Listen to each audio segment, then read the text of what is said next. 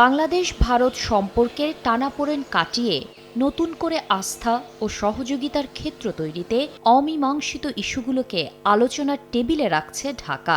এর মধ্যে সবচেয়ে গুরুত্বপূর্ণ পানি বণ্টন। চলতি বছরের ডিসেম্বরে শেষ হচ্ছে ১৯৯৬ সালের গঙ্গা পানি বণ্টন চুক্তির ৩০ বছরের মেয়াদ। আর ২০১১ সালের চূড়ান্ত পর্যায়ে গিয়েও পশ্চিমবঙ্গের আপত্তিতে স্বাক্ষরিত হয়নি তিস্তা পানি বণ্টন চুক্তি, যা নিয়ে পরবর্তী ১৫ বছর ছিল অচলাবস্থা আর বাংলাদেশের জনগণের মধ্যে তীব্র হতাশা। এছাড়া তিস্তা প্রকল্পে চীনের সম্পৃক্ততা নিয়ে রয়েছে ভারতের উদ্বেগ। এ বিষয়ে সময় সংবাদে ঢাকার অবস্থান তুলে ধরেছেন সাবেক পররাষ্ট্র উপদেষ্টা হুমায়ুন কবির। জানান, গঙ্গা চুক্তির নবায়ন এবং তিস্তা পানি বণ্টন নিয়ে ভারতের সঙ্গে আলোচনা অব্যাহত রাখছে সরকার। স্যান্ডেলিনা সো, রূপচর্চায় আভিজাত্য।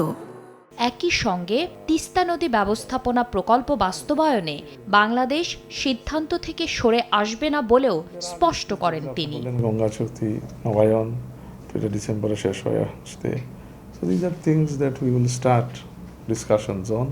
তিস্তা আমরা করব, এখানে এটা থেকে বাংলাদেশ মানে ব্যাকট্র্যাক করার সম্ভাবনা নাই। Teesta must happen. টেকনিক্যাল অ্যাসেসমেন্টগুলো হচ্ছে, আমরা চাইনার সাথে প্রোভাইডিং টেকনিক্যাল এক্সপার্টিস, তো দেখি যার সাথে আমাদের ইন্টারেস্ট মিলবে তার সাথেই হবে।